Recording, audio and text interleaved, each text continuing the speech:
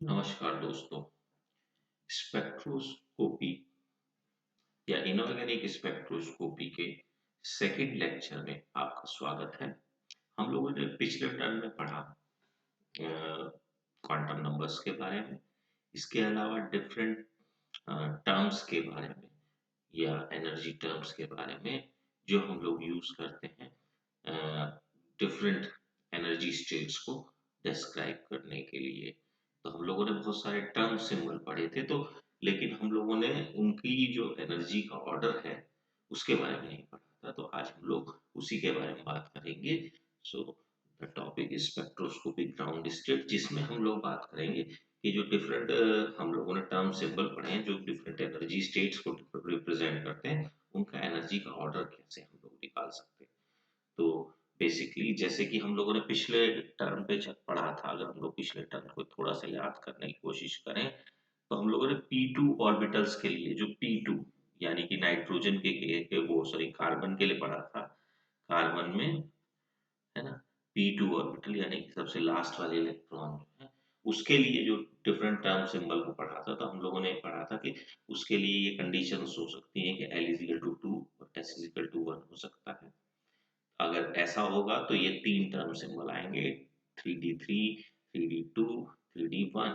ऐसे ही अगर L is equal to 1 and S is equal to 1 होगा, तब टर्म सिंबल आएगा 3p2, 3p1 एंड 3p0। ऐसे ही अगर L इज इक्वल टू 2 और S इज इक्वल टू 0 होगा तो 1d2 आएगा। ऐसे ही L इज इक्वल टू 1 और S इज इक्वल टू 0 होगा तो 1p1 आएगा, है ना। ऐसे ही L इज इक्वल टू 0 और S इज इक्वल टू 1 होगा तो 3s1 आएगा, और L इज इक्वल टू भी 0 और S इज इक्वल टू भी 0 तो 1s0 आएगा। तो इस तरह से डिफरेंट टर्म सिंबल आए हमारे पास। हम लोगों ने इनकी जो एनर्जी का ऑर्डर है उसके बारे में बात करते हैं। तो चलिए चलते हैं नेक्स्ट स्लाइड पर। तो the different terms symbols for an atom represent the different energy states of a atom. The following rules are used to determine the energy order of these state.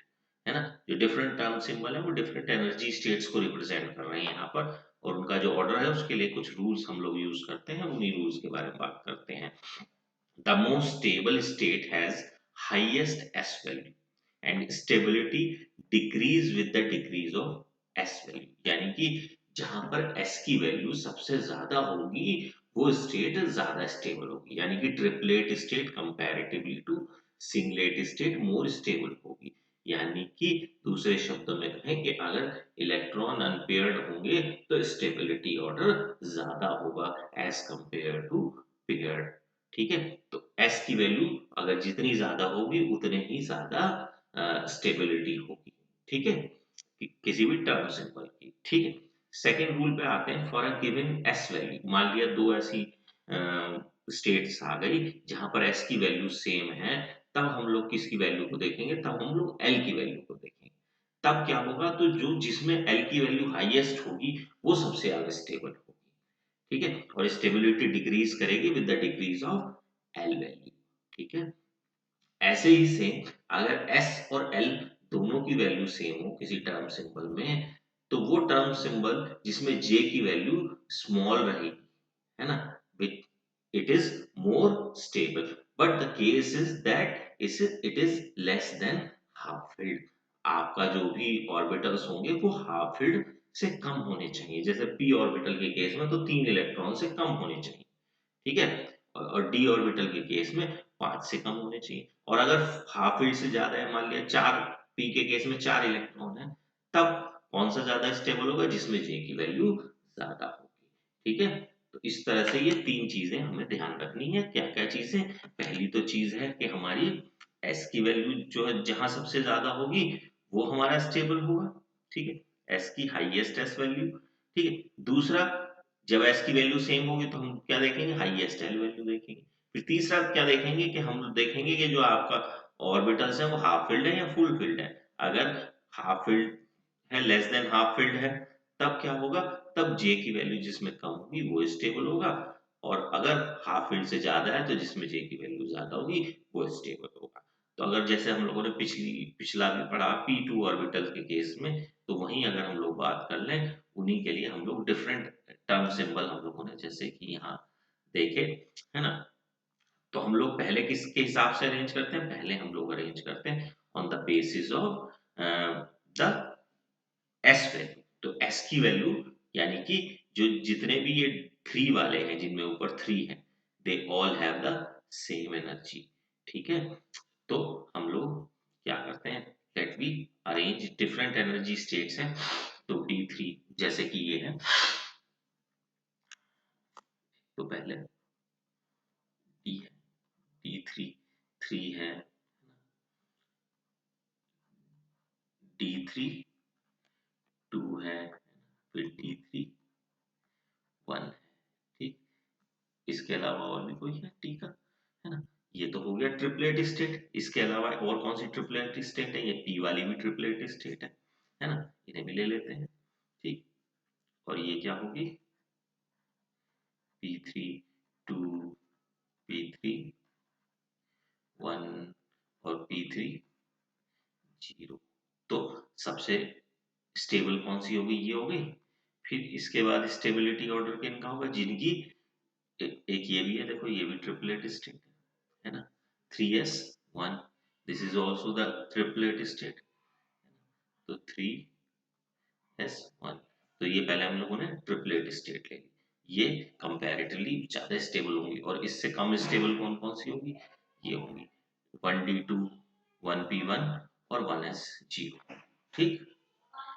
तो 1d2 1d2 है ना, 1p 1 and 1s0, ठीक है। तो ये state जो क्या होंगी, कंपैरेटिवली कम स्टेबल होंगी, पहले ज्यादा।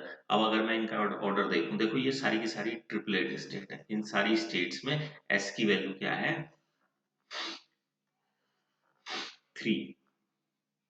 एस की वैल्यू क्या है, 1 है, सॉरी नॉट 3, एस की वैल्यू 1 है, जब तो 2s प्लस 1 की वैल्यू 3 आई, सब में एस की वैल्यू 1 है, इसलिए क्या होगा, ये कम, ये इनकी एनर्जी जो है कम है, यानी कि स्टेबल है, और इनकी एनर्जी थोड़ी सी ज्यादा है।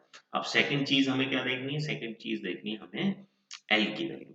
तो अगर मैं एल की वैल्यू देखूं, तो यहां पर एल की वैल्यू कितनी है, इनमें डी वाली में, जो ये है डी वाली, इनमें एल की वैल्यू क्या है, 2 है। इनमें एल की वैल्यू क्या है, पी वाली में 1 है, और इसमें क्या है, एल की वैल्यू 0 है। तो सबसे कम एनर्जी किनकी होगी, इनकी होगी, है ना, किन किन की, 3d3, है ना। तो इन्हें इस तरह से लिख के मैं इस तरह से लिख लेता हूँ, है ना। तो पहले पहले इन्हें ऐसे लिख लेते हैं, कौन कौन सी स्टेट है, D3 3d2 और 3d1, है ना। फिर इसके बाद कौन सी होगी, फिर इसके बाद ये वाली होगी 3p2, फिर 3p1, फिर 3p0, है ना। क्योंकि ये वाली की एनर्जी कम, क्योंकि ये वाली की पी एल की वैल्यू सबसे ज्यादा है। फिर इसमें 3s, ठीक। ऐसे ही इन तीनों में क्या है, इन तीनों में डी की वैल्यू, सॉरी एल की वैल्यू क्या है, एस की तो वैल्यू सब में 0 है, लेकिन एल की वैल्यू इसमें 2 है, इसमें 1 है, और इसमें 0 है, तो इसका ऑर्डर भी यही होगा। तो 1d2, है ना, ये ऊपर का मिटा देता हूँ, है ना, जिससे कि जगह बन जाए थोड़ी सी। 1d2 हो गया, 1p 1 हो गया, और 1s 0 हो गया।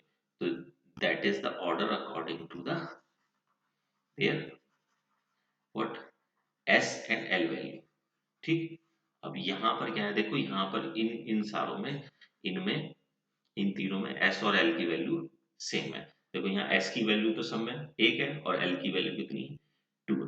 तो अब हमें क्या देखना है, अब हमें नेक्स्ट चीज देखनी है, क्या देखनी है, अब हमें देखनी है क्या कह सकते हैं, अब हमें जो है सॉरी क्या कहते हैं, अब हमें जे की वैल्यू देखनी है। तो जे की वैल्यू के लिए क्या नियम है कि अगर हाफ फील्ड से कम है, तो P2 में हाफ फील्ड से कम ही है, दो ही तो इलेक्ट्रॉन है, वो कितने सकते हैं, 6 हो सकते हैं। तो दो इलेक्ट्रॉन है तो हाफ फील्ड से कम है, तो हमें उसकी एनर्जी सबसे कम होगी, जिसके लिए जो जे की वैल्यू होगी लोएस्ट होगी। तो अगर मैं इन तीनों में ऑर्डर देखूं, तो इन तीनों में ऑर्डर क्या रहेगा एनर्जी का, इन तीनों में सबसे कम एनर्जी रहेगी 3D1 की, फिर 3D2 की, फिर 3D किसकी, 3D3 की। ऐसे ही इनमें देख लो, इनमें भी सेम ऐसे ही होगा, है ना, इनमें भी सेम ऐसे ही होगा, जिसमें जे की वैल्यू लोएस्ट रहेगी यानी कि 3p0, फिर इसमें 3p1, फिर इसमें 3p2। ठीक, ये एनर्जी, और इनमें तो ऐसा है ही नहीं, इनमें तो सब में सेम है, तो ये ऑर्डर हो जाएगा। इन्हें ऐसे लिख लेते हैं 3s1, फिर 1d2, फिर 1p1 और 1s। So that is the overall order of the energy, and the energy is increasing, and we as we move from bottom to top, this is energy. Energy is increasing, energy है ना, increase। और जैसे energy increase होती है तो क्या होता है, स्टेबिलिटी क्या होती है, डिक्रीज होती है। ठीक, तो स्टेबिलिटी डिक्रीज हो गई। तो हम लोग इस तरह से डिफरेंट एनर्जी स्टेट्स का एनर्जी का ऑर्डर बना सकते हैं। तो सबसे पहले क्या क्या चीजें समझी हमने, सबसे पहले हमें क्या देखना है, सबसे पहले हमें एस की वैल्यू देखनी है। तो जहां पर एस की वैल्यू हाईएस्ट होगी वो स्टेबल होगा। फिर अगर कहीं ऐसे हैं जैसे यहाँ पर एस की वैल्यू सेम है, तो हमें फिर एल की वैल्यू देखनी है ना। फिर अगर एस और एल की वैल्यू सेम है, फिर हमें जे की वैल्यू देखनी है। तो अगर हम लोग तीनों की वैल्यूज का देखें, तो हम लोग एनर्जी ऑर्डर्स बना सकते हैं डिफरेंट एनर्जी स्टेट्स के बीच में।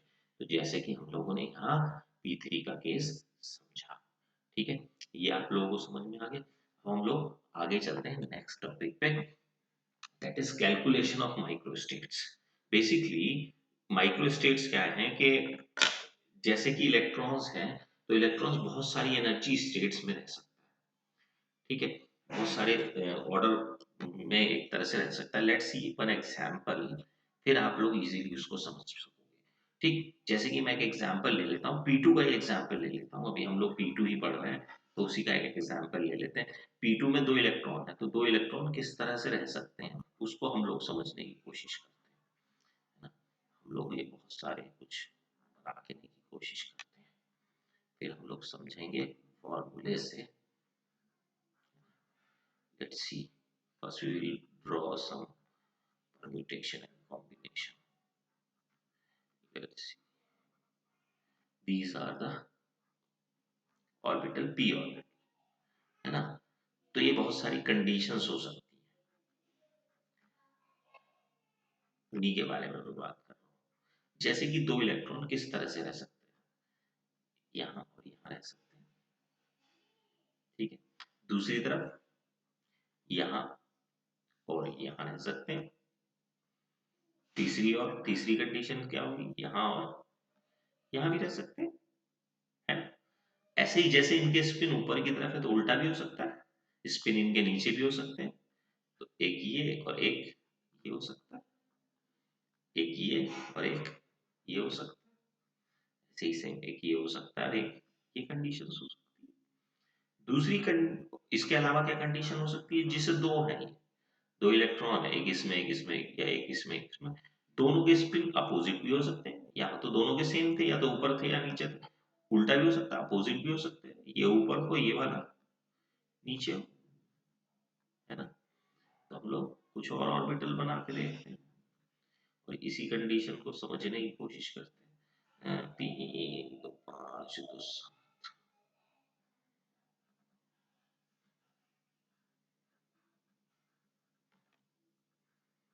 हम लोग कुछ और ऑर्बिटल बनाते हैं और फिर इसको समझने की कोशिश करते हैं। 2 4 2 6 और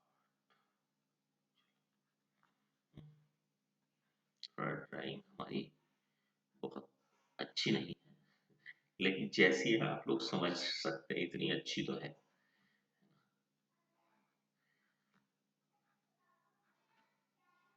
तो चलिए अब यहाँ आते हैं, एक तो एक ऊपर हो गया था, एक नीचे हो गया था। ऐसे ही सेम हम यहाँ भी कर सकते हैं। ऐसा उल्टा भी तो हो सकता है, ये वाला ऊपर है ये तो ये वाला नीचे भी तो हो सकता है। ये वाला नीचे और ये वाला ऊपर, है ना। ऐसे ही सेम हम यहाँ कर सकते हैं, ये ऊपर और ये नीचे। उल्टा भी कर सकते हैं, ये नीचे और ये वाला ऊपर। ऐसे ये वाला ऊपर और ये वाला नीचे, तो ये वाला नीचे और ये वाला ऊपर। ठीक है जी, ऐसे कर सकते हैं। इसके अलावा क्या हो सकता है हमारे, एक यहाँ हो, ये भी हो सकता है, या फिर कंडीशन क्या हो सकती है, ये हो सकती है, या फिर कंडीशन क्या हो सकती है, ये हो सकती है। भाई एक ऑर्बिटल में तो दोनों, है ना, एक या तो दोनों एक इसी में हो, या दोनों इसमें हो, या दोनों इसमें हो। इनमें से क्या, एक ऊपर हो एक नीचे हो, एक ऊपर हो एक नीचे हो, एक ऊपर हो एक नीचे, है ना। तो ये इतनी सारी कंडीशन आ सकती है। ठीक है, और यहाँ से हम लोग देखो यहाँ पे इन सब के लिए एस की वैल्यू अलग होगी और एल की वैल्यू भी अलग होगी।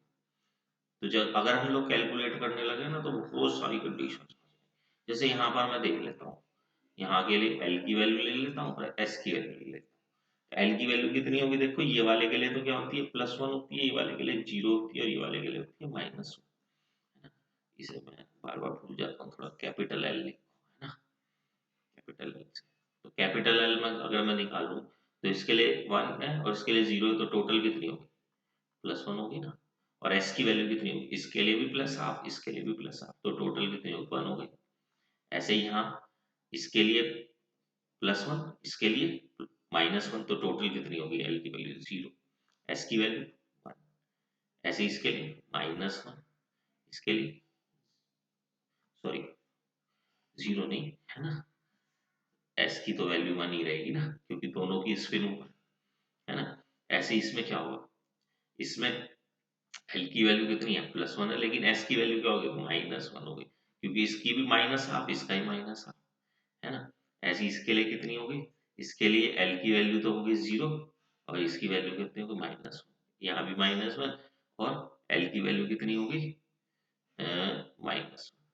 ठीक है, समझ रहे हो, इस तरह से हम लोग बहुत सारी कंडीशंस कर सकते हैं। ऐसे यहाँ वाले के लिए देख लो, इस वाले में इसमें एल की वैल्यू तो +1 है, लेकिन एस की वैल्यू क्या होगी, एक का ऊपर स्पिन है एक का नीचे, तो इसका +1/2 है इसका -1/2 है, तो टोटल कितनी होगी, 0 होगी, है ना। तो यहाँ एस की वैल्यू कितनी होगी, 0, इसके लिए भी 0 हो गई, इसके लिए भी 0 हो गई, इसके लिए भी 0 होगी, एस की वैल्यू बता रहे थे ना, इसके लिए भी 0 हो गई, क्योंकि एक का ऊपर एक का नीचे, इसके लिए भी 0 हो गई, इसके लिए भी 0 हो गई, इसके लिए भी, और इसके लिए भी बहुत सारी, है ना। और एल की वैल्यू अगर मैं निकालने लगूँ, ये तो हमने एस वैल्यू निकाली, है ना। और अगर एल की वैल्यू इसके लिए कितनी है, +1 है इसके लिए 0 है, तो टोटल इसके लिए +1 इसके लिए -1, तो टोटल 0, इसके लिए +1 इसके लिए -1, तो टोटल 0, इसके लिए तो ये -1, इसमें भी -1। अब यहाँ देखो दो इलेक्ट्रॉन, दोनों की क्या है, +1 है, तो कितनी होगी, +2 होगी ना। इसके लिए कितनी होगी, 0 होगी, इसके में क्या होगी, -2 होगी। तो ये देखो कितनी सारी कंडीशंस निकल के आई, ये सारी की सारी कंडीशंस क्या है, उन्हीं एनर्जी स्टेट्स को, यानी कि उन्हीं टर्म सिंबल को रिप्रेजेंट कर रही है। ठीक है, तो ये जो डिफरेंट एनर्जी स्टेट्स हैं, तो ये बताने के लिए, ये निकालने के लिए, ये सारी की सारी माइक्रो स्टेट्स हैं। तो किसी भी आ, आ, उसके अंदर किसी भी एक तरह से मैं कह सकता हूँ किसी भी इलेक्ट्रॉनिक कॉन्फ़िगरेशन में जो डिफरेंट कंडीशंस आ सकती हैं, डिफरेंट इलेक्ट्रॉनिक कॉन्डिक्शन, उसी को हम लोग निकालते हैं नंबर ऑफ माइक्रो स्टेट से। ठीक है, let's see the formula of that, है ना। तो the formula of this calculation of number of micro states is, है ना, ये है क्या, the different ways in which electron can occupy the orbital by configuration are called micro states, है ना।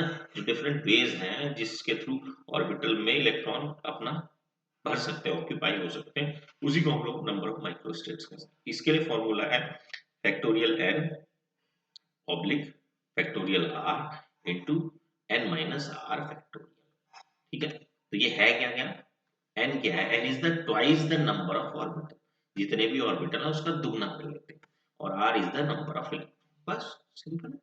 जैसे कि अब मैं ये P2 की बात कर रहे हैं, P2 की है ना, P2 की बात कर लेते हैं।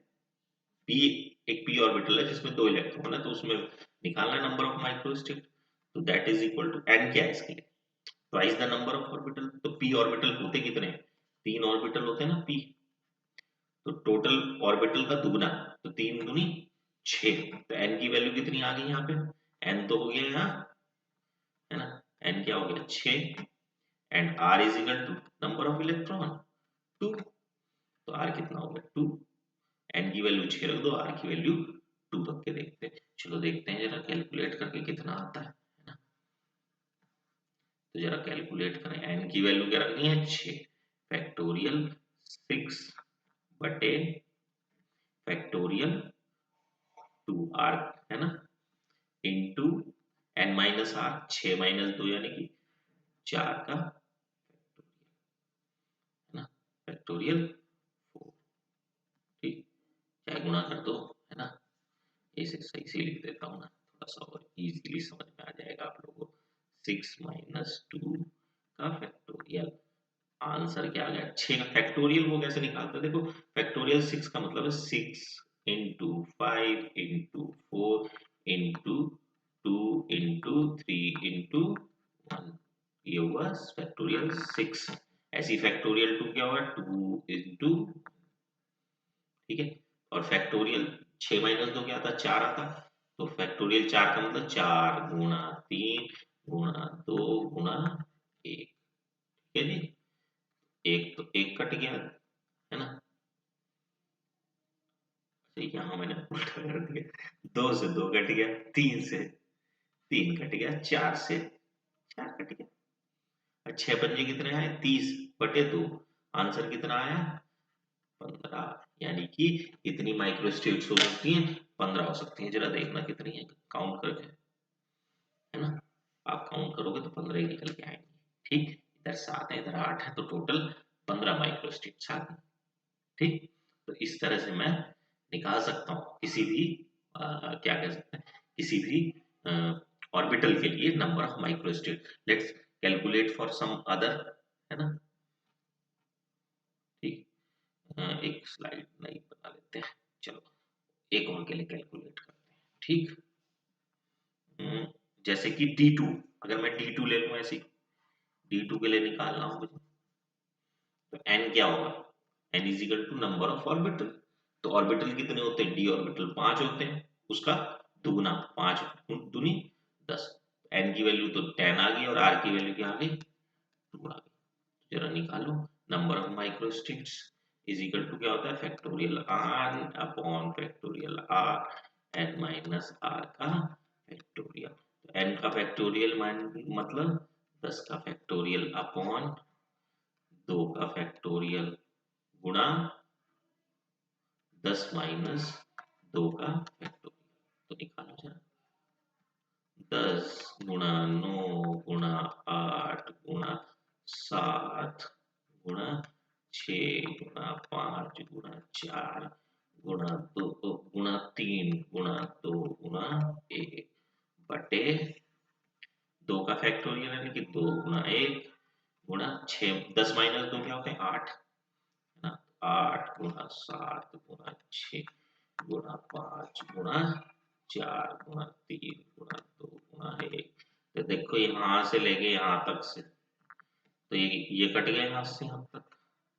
और 10 गुणा 9 क्या हो गया 90, 90 बटे ये क्या है 2, आंसर कितना आ गया 45, तो 45 माइक्रो स्टेट्स हो सकती, 45 एनर्जी स्टेट्स हो सकती। ठीक है, अब वो बनाना तो बहुत टाइम लग जाएगा, लेकिन अगर आप लोग ट्राई करके देखो डी ऑर्बिटल के केस में तो 45 ही निकल के आएंगे। ठीक है, आप लोग बुक में देखिएगा, बुक में जरूर दिया होगा इस तरह का। ठीक है, तो इस तरह से आप लोग निकाल सकते हो number of microstate by using this formula. ठीक है, अब हमारे पास नंबर ऑफ माइक्रोस्टेट्स भी आ गए, बहुत सारी एनर्जी स्टेट्स आ गए। अब एनर्जी स्टेट्स हम लोगों ने बात की थी पहले कि स्पेक्ट्रोस्कोपी में क्या होता है, ट्रांजिशन होता है बिटवीन डिफरेंट एनर्जी स्टेट्स, तो एनर्जी स्टेट्स आ गई, अब उनके बीच में ट्रांजिशन। लेकिन ऐसा नहीं है कि किसी भी एनर्जी स्टेट से किसी भी एनर्जी स्टेट में इलेक्ट्रॉन मूव कर सकता है ना। तो कुछ ऐसी स्पेसिफाइड एनर्जी स्टेट्स होती हैं, या इसी के लिए एक वर्ड हम लोग यूज करते हैं, that is called selection rule, है ना, कि किस तरह से ट्रांजिशन होगा from one energy state to another energy state. तो सिलेक्शन रूल क्या होते हैं? ऐसे रूल्स हैं जो हमको डिफाइन करते हैं कि किस तरह से ट्रांजिशन होगा। तो हम लोग बात करते हैं आगे सिलेक्शन रूल्स के बारे में। ठीक, तो सिलेक्शन रूल में जो पहला रूल है वो बताता है the transition in which there is a change in the number of unpaired electron are called spin और multiplicity forbidden. This is called delta S is equal to zero. ठीक, the transition which have delta S is not zero, forbidden और very weak. इसका मतलब, और जो different energy states में जब transition होगा तो हमें ये याद रखना है कि एस की वैल्यू चेंज नहीं होनी चाहिए। Delta S is equal to zero rule कहता है ये। ठीक है, यानी कि एस की वैल्यू में कोई चेंज नहीं होना चाहिए। अगर एस की वैल्यू में चेंज हो रहा है, यानी कि डेल्टा एस अगर जीरो नहीं है, तो वो जो ट्रांजिशन होगा उसे हम लोग कहेंगे फॉरबिडन। फॉरबिडन मतलब भूल जाओ उसको, है ना। वो बहुत ज्यादा वीक होगा, यानी कि वो हमारे लिए इम्पोर्टेंट नहीं है, उसकी बात नहीं करनी है। पहली बात तो होगा ही नहीं, और अगर होगा भी तो वो बहुत वीक होगा, उसके होने की पॉसिबिलिटी बहुत कम होगी, है ना। हम लोगों ने पिछले जैसे ये पढ़े, बहुत सारी एनर्जी स्टेट्स पढ़ी थी ना, तो यहाँ अगर हम लोग पढ़ते हैं तो यहाँ ऐसे नहीं हो सकता कि डी, जैसे 3D से, मतलब ऐसा नहीं हो सकता 3D 3 से लेके ट्रांजिशन हो जाए 1D 2 में, क्योंकि देखो 3D 3 में तो एस की वैल्यू क्या है? 1 है। यहाँ क्या है वैल्यू? एस की 0 है। तो एस की वैल्यू 1 से 1 में तो ट्रांजिशन हो सकता है, इनमें तो हो सकता है आपस में, लेकिन एस की वैल्यू इनमें नहीं हो सकता, एस की वैल्यू चेंज नहीं हो सकती। इन सारों में तो जो मैंने लकीर खींची, इससे नीचे वालों में सब में ट्रांजिशन हो सकता है, लेकिन ऊपर वालों में नहीं हो सकता। जैसे ऐसे, और ऐसी 1D 2 से लेके 1P 1 में हो सकता है, या 1S 0 में भी हो सकता है, लेकिन ऐसा नहीं हो सकता 3S 1 से लेके ट्रांजिशन हो जाए 1S 0 में, है ना। अगर होगा भी तो वो बहुत वीक होगा। ऐसा क्यों है ना? आप देख रहे हैं ना, एनर्जी डिफरेंस बहुत ज्यादा है इनके बीच में। ये क्या है? ये पास पास है, और ये क्या है? बहुत दूर है, क्योंकि इनके बीच में एनर्जी डिफरेंस बढ़ गया। तो एनर्जी डिफरेंस बढ़ने की वजह से उसके होने की पॉसिबिलिटी बहुत कम हो गई। ठीक है, तो स्पिन जो है वो चेंज नहीं होना चाहिए, एस की वैल्यू चेंज नहीं होनी चाहिए किसी भी ट्रांजिशन। तो पहला नियम तो ये कहता है। दूसरा नियम पे आते हैं हम लोग। For a molecules having centre of symmetry. Centre of symmetry आप लोग जानते होंगे। Centre of symmetry is the point, है ना, कोई भी पॉइंट ऐसा जो किसी के अंदर सिमेट्री को रिप्रेजेंट करता हो। जैसे ये जो पॉइंट है, अगर ये, क्या कह सकते हैं, मैं इसे एक क्यूब मान लूं, तो क्यूब का जो बिचला बीच वाला जो पॉइंट है उसे क्या कहेंगे? सेंटर ऑफ सिमेट्री, है ना। जिससे मैं दोनों तरफ बढ़ूं, अगर इधर बढ़ूं तब भी और इधर बढ़ूं तो तब भी, तो सेम दूरी पर मुझे सेम एटम या मॉलिक्यूल मिल जाए, तो हम लोग उस पॉइंट को क्या कहते हैं? सेंटर ऑफ सिमेट्री कहते हैं। या आप लोगों ने ऑर्गेनिक केमिस्ट्री में पढ़ा होगा, किस, है ना, ऑर्गेनिक केमिस्ट्री में हम लोग पढ़ते हैं। तो अब ऐसे मॉलिक्यूल जिनके अंदर सेंटर ऑफ सिमेट्री रहती है, कौन कौन से हैं ऐसे?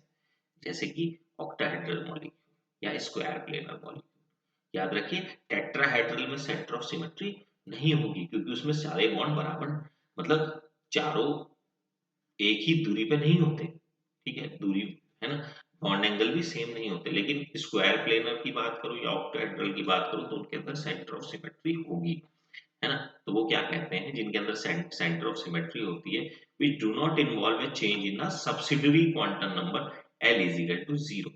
तो ऐसे मॉलिक्यूल जिनके अंदर सेंटर ऑफ सिमेट्री होती है, यानी कि ऑक्टाहेड्रल या स्क्वायर प्लेनर कंपाउंड, उनमें एल की वैल्यू चेंज नहीं हो सकती, है ना। सॉरी, एल की वैल्यू जो चेंज होनी है, subsidiary delta L is equal to 0 are forbidden. These are called Laporte forbidden transition. मतलब एल की वैल्यू चेंज होनी ही चाहिए। एल की वैल्यू अगर चेंज नहीं हो रही है तो ऐसे ट्रांजिशन क्या कहलाएंगे? फॉरबिडन ट्रांजिशन कहलाएंगे, है ना। एल की वैल्यू हमेशा चेंज होनी चाहिए। यानी कि जैसे कि अगर कोई ऑक्टाहेड्रल है तो ऐसा नहीं है कि ऑक्टाहेड्रल है तो सॉरी तो तो एल की वैल्यू हमेशा चेंज होनी चाहिए, यानी कि 3D1 से लेके कहाँ जाना चाहिए, 3P0 में जाना चाहिए। ऐसे नहीं होना चाहिए 3D1 से 3D2 में नहीं जाएगा, तो एल की वैल्यू क्या होगी, वो चेंज होनी चाहिए। ऐसे कौन से केस हैं, जो जिनके अंदर सेंटर ऑफ सिमेट्री होगी, यानी कि जिनके अंदर, है ना, जैसे कि ऑक्टाहेड्रल या स्क्वायर प्लेन। और इस तरह की इस कंडीशन को हम लोग कहते हैं लेपोर्टिव ऑर्बिटल ट्रांजिशन, है ना। It means D D transition, यानी कि एक ही डी ऑर्बिटल से दूसरे डी ऑर्बिटल में ट्रांजिशन जो है, they are not allowed in molecules having centre of symmetry, so they are colourless. Colourless क्यों है, क्योंकि जो कलर होता है कोऑर्डिनेशन कंपाउंड का, वो इसी वजह से होता है, डी डी ट्रांजिशंस की वजह। तो जब डी डी ट्रांजिशंस नहीं होंगे तो वो कलर नहीं होंगे, है ना। तो ये तो बड़ी कंडीशन आ गई, इसका मतलब तो कलर्ड होनी ही नहीं चाहिए, है ना, सिर्फ टेट्राहेड्रल वाले कलर्ड होने चाहिए, लेकिन ऐसा नहीं होता है ना। There are some catch in this, है ना, या एक्सेप्शन भी कह सकते हैं। इनऑर्गेनिक केमिस्ट्री में बहुत एक्सेप्शंस होते हैं, तो let's see what are the catch, है ना। the catch is there are some conditions in which Laporte rule is relaxed. What are these conditions? Number first, in case of distorted octahedral, मान लिया कि octahedral तो है, लेकिन octahedral complete octahedral एक नहीं है, कहीं डिस्टॉर्शन आ गया, कहीं एक कोई ग्रुप चेंज हो गया, मतलब चारों सेम हुए तब तो कोई बात नहीं, लेकिन चारों में से कहीं मेरा एक कोई ग्रुप भी चेंज हो गया, तो क्या आ गया, वो डिस्टॉर्टेड ऑक्टाहेड्रल हो गया। तो एक बॉन्ड किसी की लंबाई बढ़ गई, एक की घट गई, तो उससे क्या बन गया, डिस्टॉर्टेड ऑक्टाहेड्रल बन गया। तब क्या होगा, तब ये कंडीशन नहीं होगी, तब डी डी ट्रांजिशन हो सकते हैं और कंपाउंड कैसा होगा, कलर्ड होगा। ठीक है, दूसरी कंडीशन क्या है, in case of perfect octahedral. अब परफेक्ट के में भी आ जाओ, ऐसा है जो परफेक्ट है ऑक्टाहेड्रल, लेकिन होता क्या है कि जो भी बॉन्ड होते हैं ना, बॉन्ड ऐसा नहीं है कि बॉन्ड स्टेबल है, कोई रस्सी नहीं है या कोई डंडा नहीं है। बॉन्ड किसकी तरह काम करते हैं, स्प्रिंग की तरह काम करते हैं। तो बॉन्ड कभी, बॉन्ड लेंथ घटती है, कभी बढ़ती है, कभी घटती है, कभी बढ़ती है। तो कुछ समय के लिए ऐसी कंडीशंस आती हैं जब सेंटर ऑफ सिमेट्री डिस्टर्ब होती है। ठीक है, एग्जैक्टली ऐसा नहीं होता है कि कोई भी चीज एग्जैक्टली ऑक्टाहेड्रल नहीं है। ठीक है, तो होता क्या है, जो वाइब्रेशंस होते हैं बॉन्ड के अंदर, उसकी वजह से टेम्परेरीली चेंज आता है in the centre of symmetry, और उस समय पे कंपाउंड क्या हो जाता है, कलर दिखाई देता है ना। इसलिए उस समय पे कलर नहीं दिखाई देता, उस समय पे डीडी ट्रांजिशन हो जाता है ना। और वो डीडी ट्रांजिशन होता रहता है, तो उसकी वजह से कंपाउंड क्या है, कलर दिखाई देता है। हालांकि कलर उतना इंटेंस नहीं होगा, लेकिन फिर भी कंपाउंड के अंदर कलर दिखाई देगा। तो ये था हमारा सिलेक्शन रूल की बात। ठीक है, तो आज के लिए इतना ही रखते हैं। आगे हम लोग कोऑर्डिनेशन कंपाउंड से रिलेटेड ही मैग्नेटिक प्रॉपर्टीज के बारे में, कोऑर्डिनेशन कंपाउंड की, उसके बारे में स्टडी करेंगे, उसके बारे में डिस्कस करेंगे। आज के लिए इतना ही रखते हैं, धन्यवाद।